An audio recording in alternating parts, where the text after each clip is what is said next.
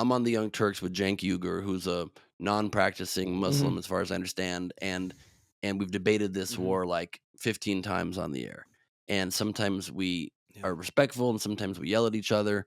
Um, I don't think I'm the Sometimes yeah, I've seen a lot of yelling on. a lot of yelling, and I don't believe I'm the one that. Oh, the IDF wants to defend it. So you've seen my videos. No, I love your video. I mean, it's a very Oh funny yeah. point you make about Cenk's debate style. He might disagree. Oh, the IDF just wants to defend itself. Whoa. But Yeah, anyway, yes, a lot of and when he yelling. But doesn't anyway, keep have going. I a good interrupted. counter argument, he Good. just repeats the point that I made and uses a sarcastic tone loudly. I hear you. I've seen it Yeah. happen. I've seen it happen. But I'm curious about those. I'm curious about those conversations and the difference between like media persona versus knowing somebody personally, and that how that can kind of change. Like you said, it's about communication, Right. and we're always judging people's performances. Like I've seen Cenk perform in, and not in a disrespectful way. I mean that in the way that on a Pierce Morgan clip, and I've seen him say these things, and obviously these views are incredibly disheartening. But as someone who works closely and has a relationship that goes beyond persona, yeah, can you like what's the insight there? What's your take in terms of optimism? Absolutely. So, despite that joke Yeah. we just made, I want to say in his defense, Mm. he truly believes what he's saying. He believes in Israel's right to Mhm. exist. He always condemns when Jewish people are mistreated. He just thinks Israel is mistreating the Gazan people, and he thinks that it's real terrible the way the war has been carried out, and that's a genuinely held belief. And to his credit, also, he keeps having me on the air to share the other side of Mhm. it. When I'm not on the air, I really don't like a lot of what I hear being said there. I'm happy that I at least a couple times a month Mhm. get to go on there and lead the stories and debate with him openly. And off air, we usually hug each other. On Friday, after I Mhm. lead anchored and we did a story that would be about the protests, and we agreed more than we disagreed for a rare time. And then we chatted for a second after air was done.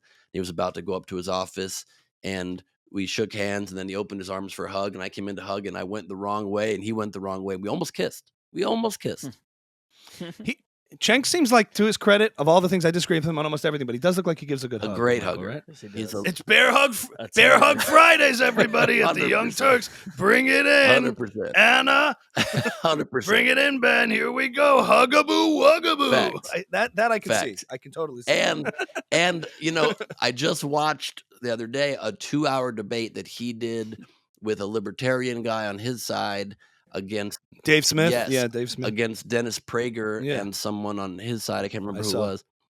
And I watched Batya, I think it was Batya or Gaunt. yes. Yeah, something like that. Yeah. And it was a 2-hour Yeah. debate, and I watched it, and there was no yelling, and it was pretty reasonable the whole way through. And I remember Mhm. coming to this conclusion after watching it. I think that Cenk's argument in that debate and the pro-Palestinian side in this debate, it's a pretty reasonable argument. And so is Dennis Prager's side, and the pro-Israeli side is a pretty reasonable argument. There's just one major fact that stands in the way of siding with one side or the other. And that one major fact is that Cenk's side, for whatever reason, the pro-Palestinian side refuses to acknowledge the existential threat posed by fundamentalist Islam that promises to eradicate the Jews in Israel and never let them live in peace. If you skip that fact and you start after that, if you start with a long time of oppression, which it is oppressive. It's oppressive to not have your full freedom of movement and all that. But why is that happening? Why does it not happen in Israel proper? But it does happen, which proves clearly it's not ethnic cleansing, proves it's not about the ethnicity Mhm. or the religion of these people when 2 million Arabs live with perfectly full rights in Israel itself. It's because of the tactics and the promises of that side, which is to annihilate and to never acknowledge the right to exist and to promise till till the ends of the earth to kill all Jews in Israel. If you ignore that fact, yeah, it's a really shitty, terrible situation what the Palestinian people have had to go through for the entire length, basically, of Israel's existence. If you don't ignore that fact, then Yeah. there's no other Well, choice Israel has, and peace could happen if they just evolved past these primitive medieval beliefs and were able to live and make peace like Egypt has, like Jordan has, like a lot of other places have. And yeah. the fact is, you can't skip that, because not only is it true, they keep reminding you it's true, and not just in words, but in actions. Even during the war, that's barely reported, continually sending rockets, continual terrorist attacks. When I was there in January, there were It 9 on-the-ground terrorist attacks that killed people and 170 missiles into Israel. One set of missiles came close to where we were in Tel Aviv, not close enough we had to seek shelter, but close enough to be pretty flippin' scary, and Mhm. those are facts. Why do you think it is why do you think the other side of the argument ignores that or can't acknowledge it? I think I really don't know. That's the $1,000,000 question. What I think is that they are stuck on the Nakba. They're stuck on the fact that in recent history, they believe that was their land mostly, and when the UN decided what it did through a very aggressive means, half the land was taken. And that's true to a degree, but that's what the world community decided. Cenk the other day just said he thinks the UN should unilaterally decide to give Palestine a state right now, just like they did for Israel. I said, oh, so then you acknowledge that what the UN did was legitimate back then. Mhm. So if they can just unilaterally do it, that's your big solution. Sometimes the world needs solutions that are not comfortable. We here in America are living on Native American land. Of course, and that's much more cut and dry. We are colonizers who took their land because we were not here before. The Jewish people were in the land of Israel since biblical times, and that is our indigenous land. But they think in recent history they were pushed out of their homes and they can't get past that.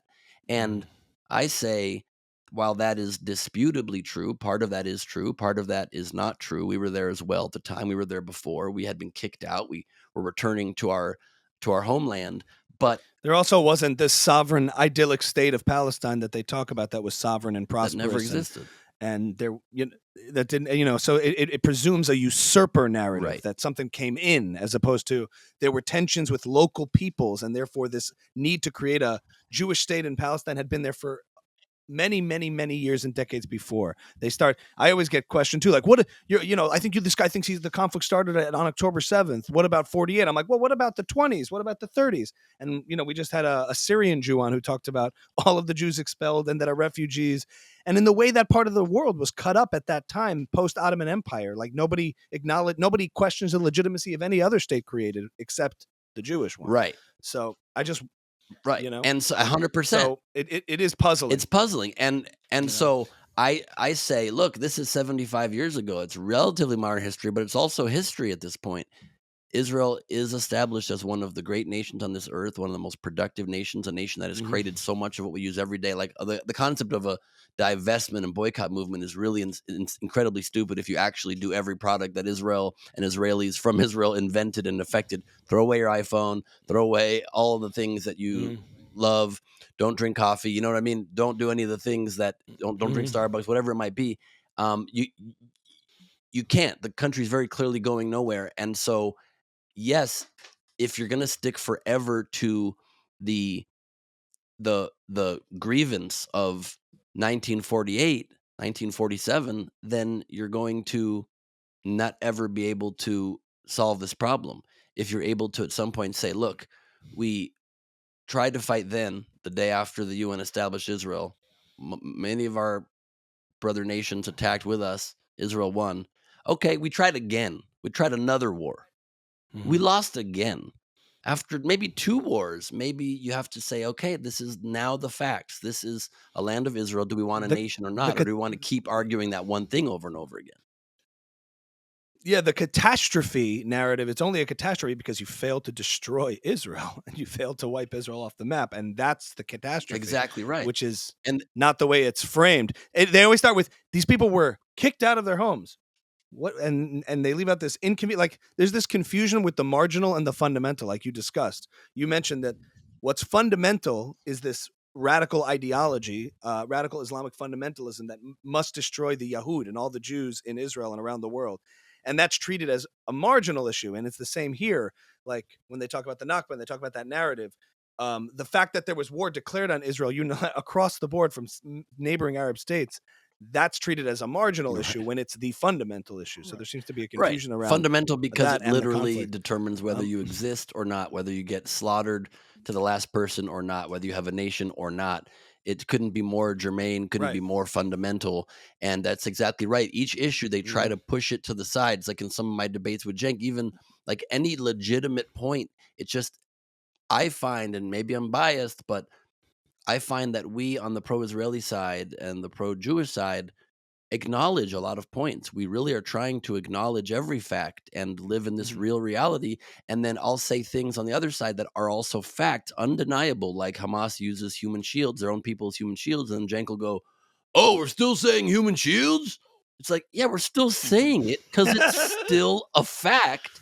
You can't just expect me, because this is our Yeah. fifth debate, to stop saying it because it makes it harder for you to counter that Yeah. argument.